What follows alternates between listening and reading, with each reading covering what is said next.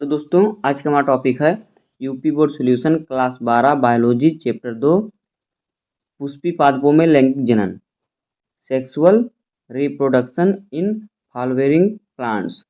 दोस्तों आज के वीडियो में हम इस चैप्टर के अभ्यास के अंतर्गत दिए गए प्रश्नों का उत्तर लिखेंगे। तो दोस्तों यह हमारा पार्ट 1 का वीडियो है और बाकी क्वेश्चनों को हम पार्ट 2 के वीडियो में देखेंगे। तो आइए इसका उत्तर हम देखते हैं जो हमारे पाठ में दिया हुआ है अभ्यास के अंदर।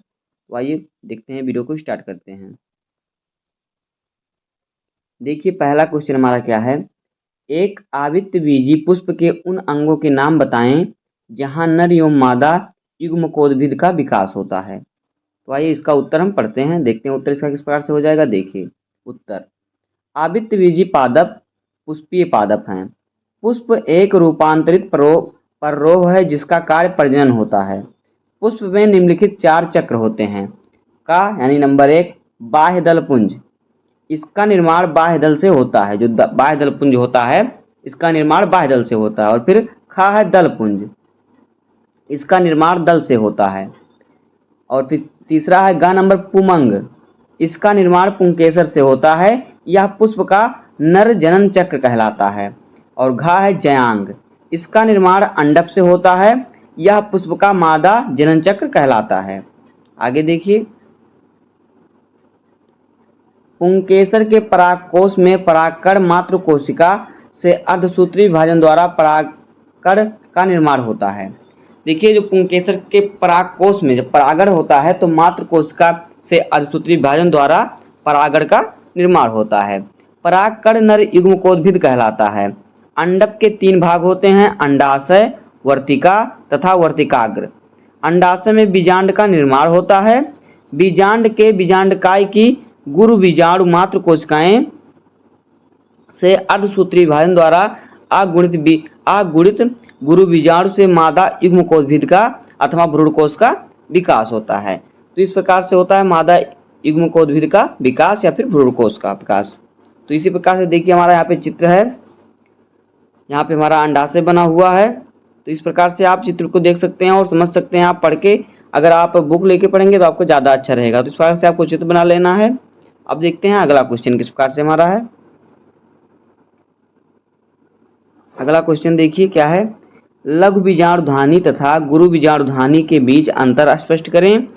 इन घटनाओं के दौरान किस प्रकार का कोशिका विभाजन संपन्न होता है। इन दोनों घटनाओं के अंत में बनने वाली संरचनाओं के नाम बताइए। तो देखिए उत्तर देखते हैं इसका। देखिए लघु बीजाणुधानी तथा गुरु बीजाणुधानी के मध्य अंतर हैं। देखिए आगे, इन घटनाओं के दौरान अर्धसूत्री विभाजन होता है और अंत में क्या होता है, लघु बीजाणुधान के अंत में होता है।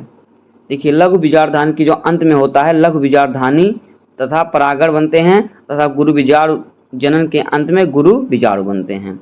तो देखिए लघु बीजाणुधानी और गुरु बीजाणुधानी में अंतर। देखिए एक तरफ हमारा है लघु बीजाणुधानी, एक तरफ गुरु बीजाणुधानी। तो देखिए पहला देखते हैं लघु बीजाणुधानी में नंबर 1, यह बाह्य त्वचा मध्य अस्तर तथा टेप्टम से घिरा होता है। और गुरु बीजाणुधानी यह बाह्य तथा अंतः अध्यावरण से घिरा होता है। दूसरा देखिए लघु बीजाणुधानी में परागकण मात्र कोशिका से सूक्ष्म बीजाणु बनाते हैं जो कि परागकोश के चारों ओर विकसित होते हैं या फिर चारों कोनों पर विकसित होते हैं।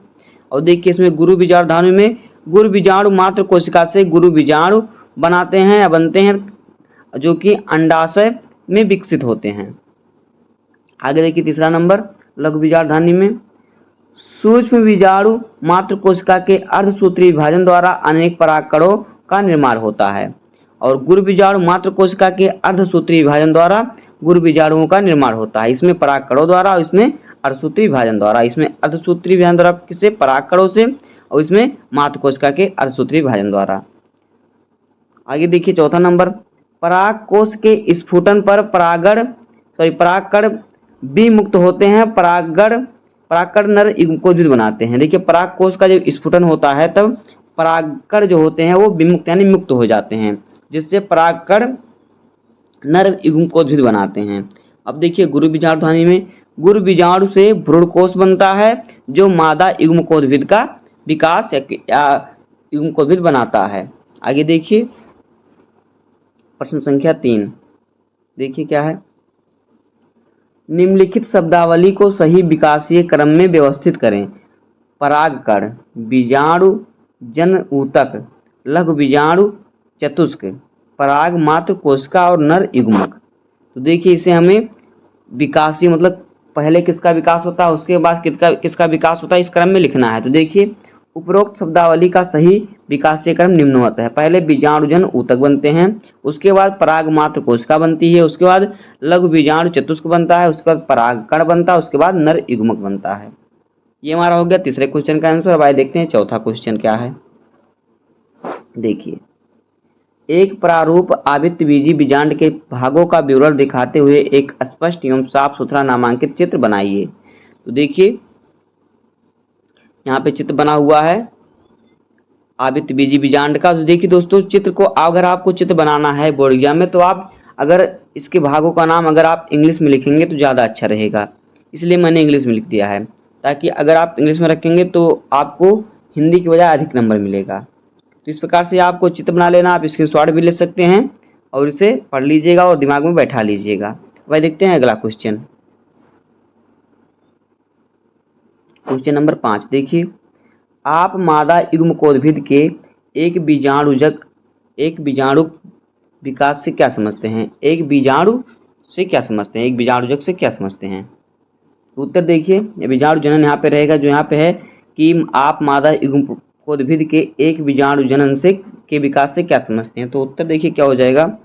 उत्तर यहाँ पे देखिए गुरु बीजाणु जनन के फलस्वरूप बने गुरु बीजाणु चतुष्क में से 3 नष्ट हो जाते हैं। जब गुरु बीजाणु जनन होता है तो उसके बाद गुरु बीजाणु चतुष्क यानी 4 बनते हैं, उसके बाद 4 में से 3 नष्ट हो जाते हैं तथा केवल एक गुरु बीजाणु ही सक्रिय होता है जो मादा युग्मकोद्भिद का विकास करता है। जो सक्रिय होता है वही मादा युग्मकोद्भिद का विकास करता है। गुरु बीजाणु का केंद्रक 3 सूत्री विभाजनों द्वारा 8 केंद्रक बनाता है। जो उसका केंद्रक होता है तो उसमें 3 सूत्री विभाजन होते हैं, उसके बाद इसका 8 केंद्रक उसमें बन जाते हैं। प्रत्येक ध्रुव पर 4 केंद्रक व्यवस्थित हो जाते हैं। भ्रूण कोश के बीजांड द्वारी ध्रुव पर स्थित चारों केंद्रक में से 3 केंद्रक कोशिका अंड उपकरण बनाते हैं। तो देखिए उसके जो 8 केंद्रक बनते हैं, चार केंद्रक जो हैं ध्रुव पर प्रत्येक ध्रुव पर व्यवस्थित हो जाते हैं। तो क्या होता है भ्रूण केश का जो बीजांड जो द्वार होता है उस पर चारों केंद्रक में 3 केंद्रक कोशिकाएं जो होती हैं उसमें चारों में से जो 3 केंद्रक कोशिका होती है वो अंड उपकरण बनाती हैं, जबकि विभागीय सिरे के 4 केंद्रकों में से 3 केंद्रक एंटीपोडाल कोशिकाएं बनाते हैं। दोनों ध्रुवों से आए एक एक केंद्रक केंद्रीय कोशिका में संयोजन द्वारा ध्रुवीय केंद्रक बनाते हैं। चूंकि मादा युग्मकोद्भिद सिर्फ एक ही गुरु बीजाणु से विकसित होता है अतः इसे एक बीजाणु विकास कहते हैं। अगला प्रश्न देखिए प्रश्न संख्या 6। देखिए एक स्पष्ट एवं साफ सुथरे चित्र के द्वारा परिपक्व मादा युग्मकोद्भिद के 7 कोशिकीय 8 न्यूक्लिएट केंद्रीय प्रकृति की व्याख्या करें। तो आइए इसका उत्तर लिखते हैं। देखिए उत्तर आवृत्तबीजी पौधों को मादा युग्मकोद्भिद 7 कोशिकीय व 8 केंद्रीय होता है, जिसके परिवर्धन के समय क्रियाशील गुरु बीजाणु प्रथम केंद्रीय विभाजन द्वारा 2 केंद्रक बनाते हैं। दोनों केंद्रक बीजाणुओं गुरु बीजाणु के दोनों ध्रुवों यानी कि माइक्रोपाइल व निभागीय पर पहुंच जाते हैं। द्वितीय विभाजन द्वारा दोनों सिरों पर 2-2 केंद्रिकाएं बन जाती हैं। तृतीय विभाजन द्वारा दोनों सिरों पर 4-4 केंद्रक बन जाते हैं, भी आपने ऊपर पढ़ा है। माइक्रोपाइलर शीर्ष पर 4 केंद्रकों में से 3 केंद्रक जो होता है अंड उपकरण बनाते हैं तथा चौथा केंद्रक जो होता है ऊपरी ध्रुव का चक्र बनाता है। विभागीय शीर्ष के चारों केंद्रकों में से 3 केंद्रक जो होते हैं एंटीपोडाल केंद्रक तथा चौथा केंद्रक निचला ध्रुव केंद्रक का निर्माण करता है। ऊपरी तथा निचला ध्रुवीय केंद्रक मध्य में आकर संयोजन द्वारा द्वितीय केंद्रक बनाते हैं। आगे देखिए अंड उपकरण के 3 केंद्रकों में से मध्य वाला केंद्रक अंड बनाता है, शेष दोनों केंद्रक सहायक कोशिकाएं बनाते हैं। जिस प्रकार से देखिए यहाँ पे चित्र में आपको दिया हुआ है, पहले से देखिए पहला बना हुआ है, उसके बाद इसमें इसको टूटा, इसमें 2 केंद्रक बने। उसके बाद देखिए यहाँ पे 4-4 केंद्रक इकट्ठा हो गए, इसमें से 3-3 केंद्रक जो है यहाँ पे देखिए एक अंड उपकरण बना ले रहा है और एक ध्रुवीय केंद्रक। इस प्रकार से चित्र हो जाएगा। आपको चित्र बना लेना है और फिर समझ लेना, आप स्क्रीनशॉट लीजिए चित्र का। भाई देखते हैं अगला क्वेश्चन। देखिए क्वेश्चन नंबर 7, उन्मील परागणी पुष्पों से क्या तात्पर्य है? क्या अनमूल्य पुष्पों में पर परागण संपन्न होता है? अपने उत्तर की सतर्क व्याख्या करें। तो उत्तर देखिए, वह पुष्प जिनके परागकोश तथा वर्तिकाग्र अनावृत होते हैं उन्मील परागणी पुष्प कहलाते हैं। उदाहरण वायोला ऑक्जेलिस।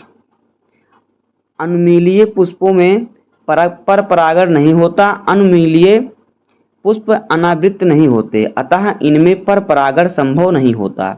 इस प्रकार के पुष्पों के परागकोश तथा वर्तिकाग्र पास पास स्थित होते हैं। परागकोश के स्फुटित होने पर परागण वर्तिकाग्र के संपर्क में आकर परागण करते हैं तथा अनुन्मीलिय पुष्प स्वपरागण ही करते हैं। अगला प्रश्न देखिए, प्रश्न संख्या 8, पुष्पों द्वारा स्वपरागण को रोकने के लिए विकसित की गई 2 कार्यनीतियों का विवरण दें। आइए देखते हैं इसका उत्तर। देखिए उत्तर, पुष्पों में स्वपरागण को रोकने हेतु विकसित की गई 2 कार्यनीतियां निम्नलिखित हैं या निम्न हैं।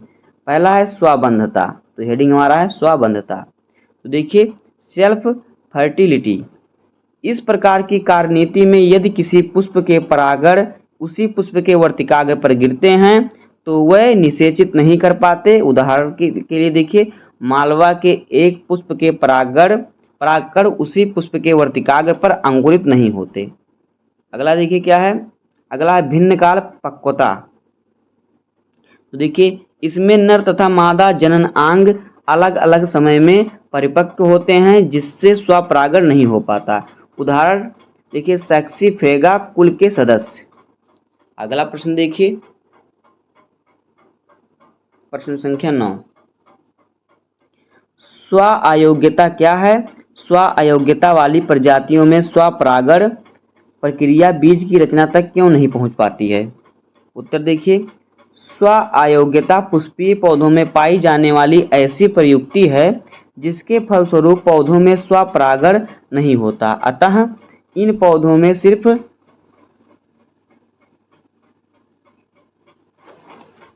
वही लगाए बाटी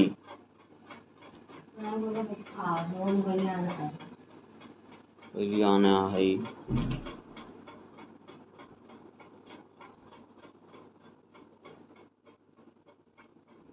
इन पौधों में सिर्फ पर परागण ही हो पाता है। स्व अयोग्यता 2 प्रकार की होती है। अब आइए देखते हैं। नंबर 1 है हमारा क्या है, विषम रूपी, और एक है क्या, समकारी। तो देखिए पहला हमारा होता है समकारी, दूसरा होता है पहला होता है विषम रूपी, दूसरा होता है समकारी। तो पहले देखते हैं विषम रूपी क्या होता है। देखिए इस प्रकार की स्व अयोग्यता में एक ही जाति के पौधों के वर्तिकाग्र तथा परागकोशों की स्थिति में भिन्नता होती है, अतः पराग नलिका की वृद्धि वर्तिकाग्र में रुक जाती है। अगला हमारा है समकारी।